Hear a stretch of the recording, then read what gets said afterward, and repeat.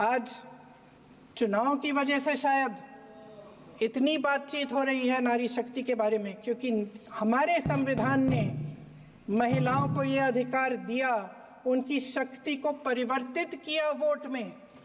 और आज आपको पहचानना पड़ रहा है कि महिलाओं के बिना, कि नारी शक्ति के बिना ये सरकारें नहीं बन सकती हैं। इसीलिए आज आप नारी शक्ति की बातें दोहरा रहे हैं। जो आप नारी शक्ति का अधिनियम लाए हैं उसको लागू क्यों नहीं करते? वो 10 साल बाद लागू क्यों होगा? क्या आज की नारी 10 साल इंतजार करेगी उसके लागू करने के लिए? क्या बात है, क्या बात है।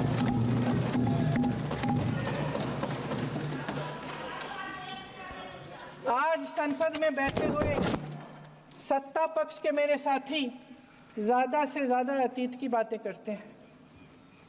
1921 में क्या हुआ, कब हुआ, नेहरू जी ने क्या किया। अरे वर्तमान की बात करिए, देश को बताइए आप क्या कर रहे हैं, आपकी जिम्मेदारी क्या है? कि सारी जिम्मेदारी जवाहरलाल नेहरू की है। अध्यक्ष महोदय जी, ये सरकार आर्थिक न्याय का सुरक्षा कवच तोड़ रही है। आज संसद में बैठी ये सरकार बेरोजगारी और महंगाई से जूझ रही हमारी जनता को क्या राहत दे रही है? कृषि के कानून भी बड़े बड़े उद्योगपतियों के लिए बन रहे हैं। सही एमएसपी को छोड़िए, डीएपी तक नहीं मिल रहा है।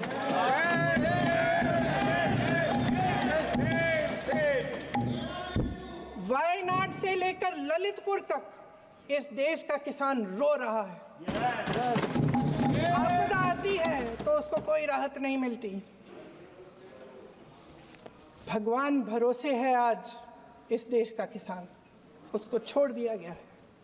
आज हिमाचल में देखिए, जितने भी कानून बने हैं वो सब बड़े बड़े उद्योगपतियों के लिए बन रहे हैं। हिमाचल में जो सेब उगता था उसके जो छोटे छोटे किसान हैं वह रो रहे हैं, क्योंकि एक व्यक्ति के लिए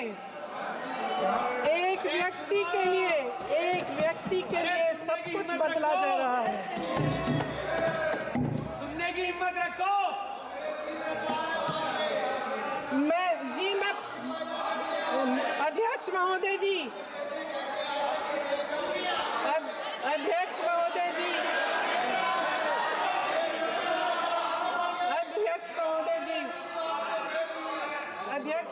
जी, अडानी जी को सारे कोल्ड स्टोरेज प्रदेश की सरकार ने नहीं दिए। अडानी जी को सारे कोल्ड स्टोरेज आपकी सरकार ने दिए। देश देख रहा है कि एक व्यक्ति को बचाने के लिए 142 करोड़ देश की जनता को नकारा जा रहा है। सारे बिजनेस, सारे संसाधन, सारी दौलत, सारे मौके एक ही व्यक्ति को सौंपे जा रहे हैं। सारे बंदरगाह, एयरपोर्ट्स, सड़कें, रेलवे का काम, कारखाने, खदाने, सरकारी कंपनियां सिर्फ एक व्यक्ति को दी जा रही है। जनता के मन में हमेशा ये विश्वास होता था कि अगर कुछ नहीं है तो संविधान हमारी सुरक्षा करेगा, मगर आज आम लोगों के बीच ये धारणा बनती चली जा रही है कि सरकार सिर्फ अडानी जी के मुनाफे के लिए चल रही है। देश में बहुत तेजी से गैर बराबरी बढ़ रही है। जो गरीब है वो और गरीब हो रहा है, जो अमीर है वो और अमीर हो रहा है। इस सरकार ने आर्थिक न्याय की भी सुरक्षा कवच तोड़ दिया है। राजनीतिक न्याय की जब बात होती है, मेरे सत्ता पक्ष के साथी आज खड़े हुए और तमाम गिनती करने लग गए कि ऐसा हुआ वैसा हुआ, 1975 में जो हुआ, तो सीख लीजिए ना आप भी। सीख लीजिए, आप भी अपनी गलतियों के लिए माफी मांग लीजिए, आप भी बैलेट पे चुनाव कर लीजिए, आप भी बैलेट पे चुनाव कर लीजिए, दूध का दूध पानी का पानी हो जाएगा। आप राजनीतिक न्याय की बात करते हैं, सरकारों को पैसों के बल पर गिरा देते हैं।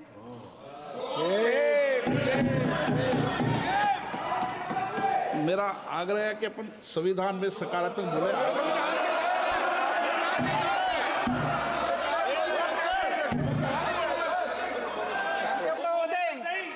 अध्यक्ष महोदय, सत्ता पक्ष के हमारे साथी ने एक उदाहरण दिया उत्तर प्रदेश की सरकार का, तो मैं भी एक उदाहरण दे देती हूँ महाराष्ट्र की सरकार का, मैं भी एक उदाहरण दे देती हूँ हिमाचल की सरकार को तोड़ने की कोशिश किसने की, पैसों के बल पे की, गोवा की सरकार, तमाम उदाहरण है। राजस्थान की क्या ये सरकारें जनता ने नहीं चुनी थी?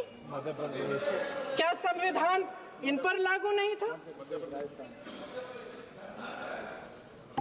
पूरी देश की जनता जानती है कि इनका हंसती है, जानती है कि इनके यहाँ तो वॉशिंग मशीन है।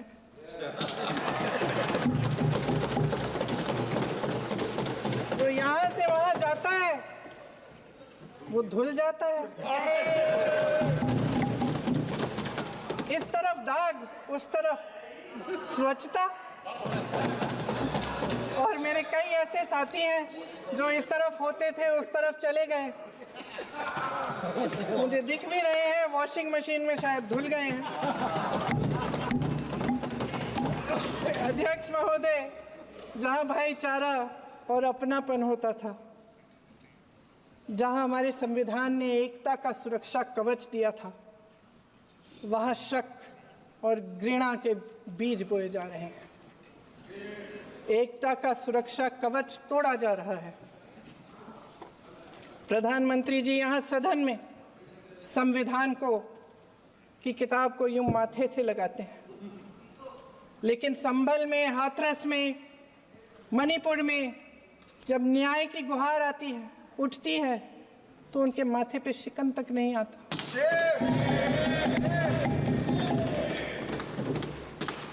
शायद समझ नहीं पाए हैं कि भारत का संविधान संघ का विधान नहीं है।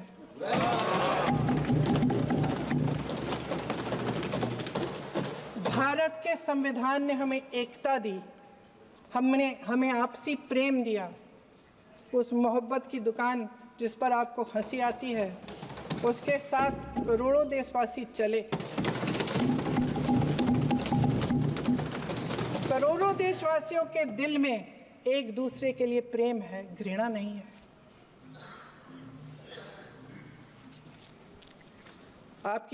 इनकी जो विभाजनकारी नीतियां हैं, उसका नतीजा हम रोज देखते हैं। राजनीतिक फायदे के लिए संविधान को छोड़िए, देश की एकता को भी ये रख नहीं सकते, इसकी सुरक्षा नहीं कर सकते। हमने संभल में देखा, मणिपुर में देखा। दरअसल इनका कहना है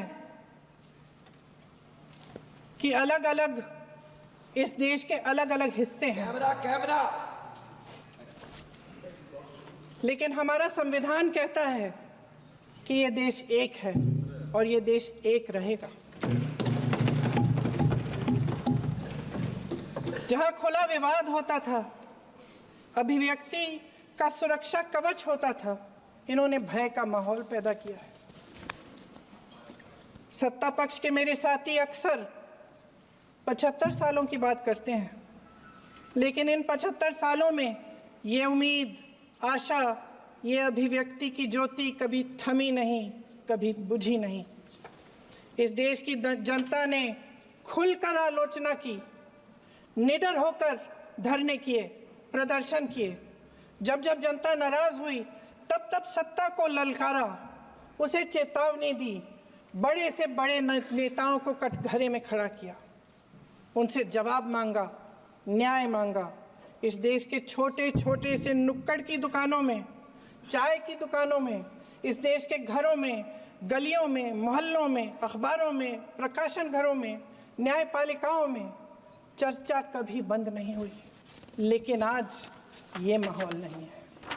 आज जनता को सच बोलने से डराया जाता है, धमकाया जाता है। पत्रकार हो या विपक्ष का नेता हो या किसी यूनिवर्सिटी का प्रोफेसर हो, छात्र संघ हो या कर्मचारियों का संगठन हो, सबका मुंह बंद कराया जाता है। किसी पे ईडी, किसी पे सीबीआई, किसी पे इनकम टैक्स, फर्जी मुकदमे लगवाए जाते हैं, जेल में डाल दिया जाता है, विपक्षी नेताओं को जेल में डाल दिया जाता है, उनको सताया जाता है। किसी को नहीं छोड़ा इस सरकार ने। देशद्रोही कह कह के उत्तर प्रदेश में मुझे याद है कुछ अध्यापिकाएं प्रदर्शन कर रही थी, उन पर मुकदमा डाल दिया देशद्रोही का, उन्हें देशद्रोही कह दिया। इन्होंने देश का पूरा माहौल भय से भर दिया है। इनकी मीडिया की मशीन झूठ फैलाती है, तरह तरह के आरोप लगाती है और शायद वह भी भय में ही है। महोदय, मैं इस सदन को याद दिलाना चाहती हूँ कि ऐसा डर का माहौल देश में अंग्रेजों के राज में था। जब इस तरफ बैठे हुए गांधी की विचारधारा वाले लोग आज़ादी की लड़ाई लड़ रहे थे और उस तरफ वाली विचारधारा वाले लोग भय में रहकर अंग्रेजों के साथ साठ-गांठ कर रहे थे। लेकिन अध्यक्ष महोदय, भय का भी अपना स्वभाव होता है। भय फैलाने वाले हमेशा भय का खुद शिकार बन जाते हैं। ये प्रकृति का नियम है। आज इनकी भी यही हालत हो गई है। भय फैलाने के इतने आदी हो गए हैं कि खुद भय में रहने वाले हैं, चर्चा से डरते हैं, आलोचना से घबराते हैं। कई दिनों से हम मांग रहे हैं कि चर्चा करिए, लेकिन चर्चा करने की हिम्मत ही नहीं है।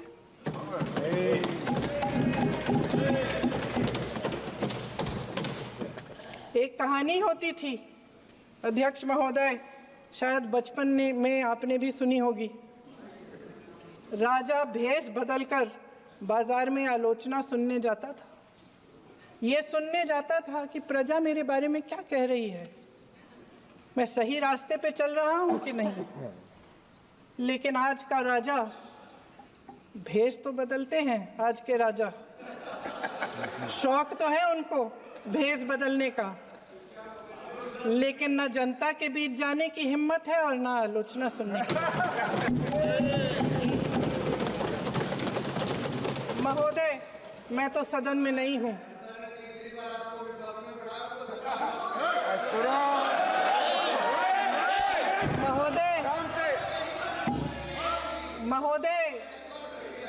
महोदय, जनता में बहुत विवेक है, ये सही है।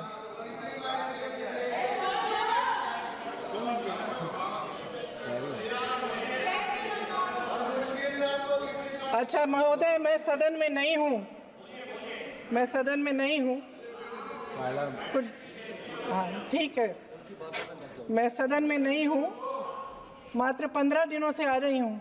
लेकिन मुझे ताज्जुब होता है कि इन 15 दिनों में इतनी बड़े इश्यूज़ हैं, इतनी बड़ी बातें हैं, प्रधानमंत्री जी मात्र एक दिन के लिए शायद 10 मिनट के लिए दिखे हैं।